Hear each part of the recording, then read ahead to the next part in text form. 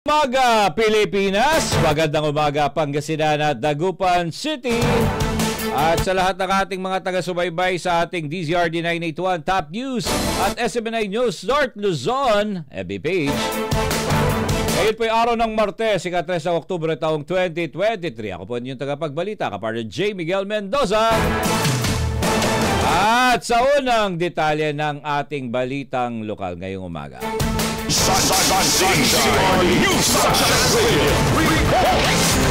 Mga empleyado ng Dagupan, unang-unang pinakamasaya sa pagkapasa ng 1.3 billion budget para sa taong 2023 ayon kay Mayor Belen Fernandez. Ang detalye mula kay Kapartner Ilet Mor Briguera. Kapartner Ilet. Inihayag ni Dagupan City Mayor Belen Fernandez yang unang-una sa pinakamasaya sa pagpasa ng 1.3 billion budget ang mga empleyado ng LGU. Ayon kay Mayor Belen, napakatagal ng hinintay ng mga empleyado ang pag-angat ng kanilang sahod na dapat ay noong buwan ng Enero pa ito na ipatupad. Sunshine News Blast! Sa totoo lang, ang unang nakita ko na masaya po ay mga empleyado po ng Dagupan. Dahil sa alam po natin na napakatagal na po nilang hinihintay. Since January pa po yung fourth tranche na increase na dapat ibigay sa kanila. So right after nung na-approve po yung budget, halos lahat ng opisina po ay sumisigaw sa tuwa. Dahil alam nila sa susunod, increase na salary na ang mangyari. Inatasan naman ni Mayor Belen ang HR Department na ihanda na ang differential mula Enero hanggang Setyembre na mga empleyado na dapat may ibigay na kaagad sa kanila. Tinititiyakin din ni Mayor Belen Fernandez na naka-fix na sa October ang dagdag sahod ng mga empleyado. Sunshine News Blast! Tayo ay nagbigay na po ng instruction sa ating HR department na i-ready na po yung NOSA and yung, ibig kong sabihin po, yung differential from January to September dapat maibigay na agad sa ating mga empleyado and make sure pagdating na October, sana ma-implement na yung naka-fix na yung increase sa sweldo ng ating empleyado. Sa mga retirees ay makakatanggap matatanggap na rin nila ang kanilang retirement benefits, loyalty pay at step incremental. Para sa Diyos at Pilipinas kung mahal, kapartner Ilet Mor Briguera, kapartner mo sa balita at serbisyo. Samantala, ika-4 na araw ng assessment, verification, checking ng mga propiedad, financial records, dokumento at pondo ng BSK isinagawa sa Poso Rubio. Ang detalye mula kay Kapartner Lerna Hernandez. Kapartner Lerna!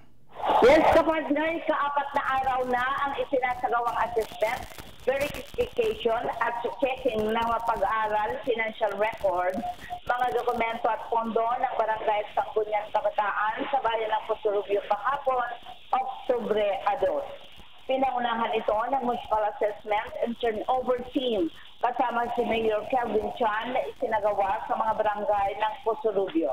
Layunin naman ng isinagawang audit ay upang masiguro ng bawat pag-aaral at pondo ng barangay at Sangguniang Kabataan ay mananatiling nasa pangangalaga ng LGU.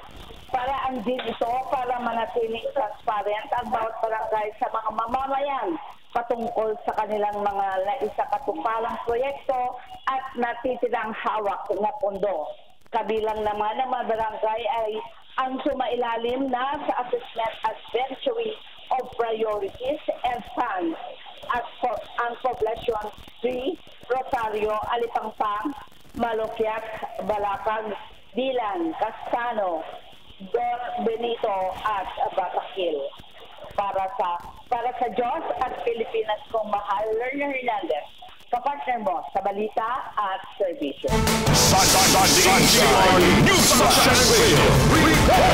Dagdag pang balita, DAR Secretary Estrella III pinangasiwa ng oath-taking ceremony ni Parpo 2 Las Marias. Ang detalye mula kay kapartner Sheila Balog. Kapartner Sheila.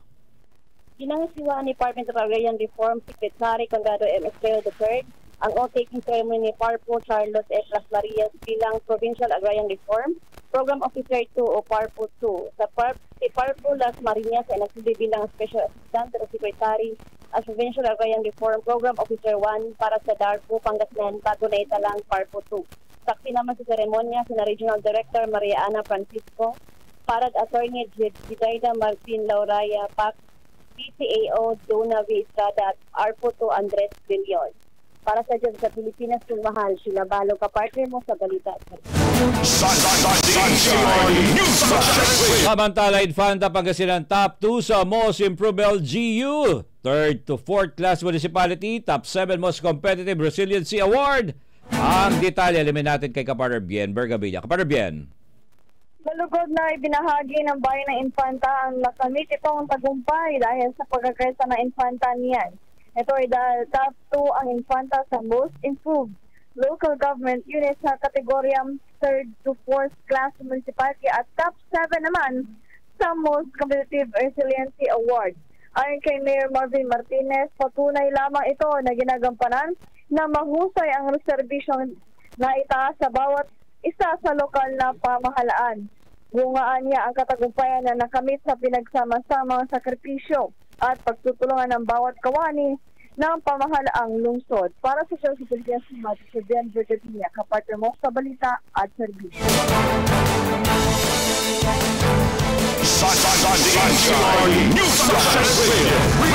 Dagdag pang balita, Dagupan LGU kaunahonan sa Region 1 na nabigyan ng unsinkable porta boat ng DOST. Ang detalye sa pagbabalik ni Kapartner Lerna Hernandez. Kapartner Lerna. Tumanggap ang lokal na pamahalaan ng Dagupan ng isang unsinkable porta boat mula sa Department of Science and Technology o DOST Region 1 sa ilalim ng Community Empowerment through Science and Technology o CEST program. Pinangunahan ng turnover ceremony ni DOST Regional Director Dr. Teresita Tabaog kasama sina Mayor Belen T. Fernandez, DOST Provincial Director Engineer Arnold Santos at iba pang lokal na opisyal ng lungsod. Kauna-unahang benepisaryo ang Dagupan City sa buong Region 1 na nabigyan ng unsinkable water rescue boat bilang bahagi na din ng disaster risk reduction and climate change mitigation action ng DOST. Ang Barangay Kalmay naman ang napiling lugar na siyang nangangalaga sa nasabing rescue boat na magagamit sa panahon ng emergency. Para sa Diyos at Pilipinas, kung mga Lerna Hernandez, kapartner mo sa balita at service.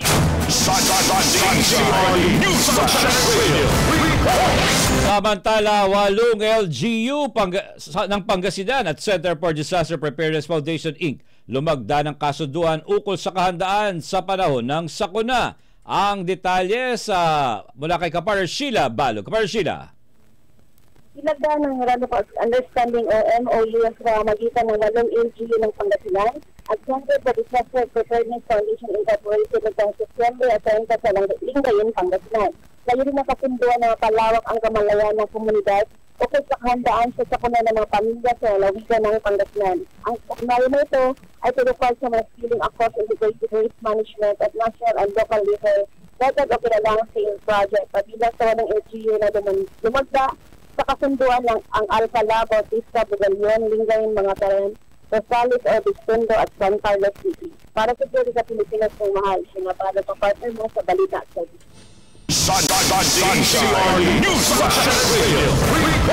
At para sa uling detalye ng ating balitang lokal, Union, ginawaran ng Most Business Friendly LGU Award. Ang detalye sa pagbabalik ni Kapartner Bien Bergabilla. Kapartner Bien.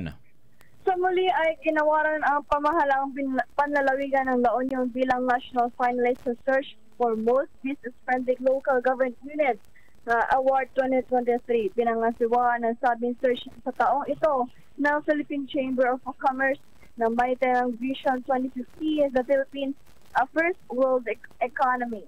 Larin ito na mai-highlight ang innovation, best practices, success stories ng LGU para may taguyod ang mga negosyo at mga panatili at magkaroon ng kakayanang makipag-partner sa pribadong sektor. Naganapin naman ang anunsyo at paggawad ng mga award sa Manila Hotel sa darating na 49th Philippine Business Conference sa October 26 sa taong ito.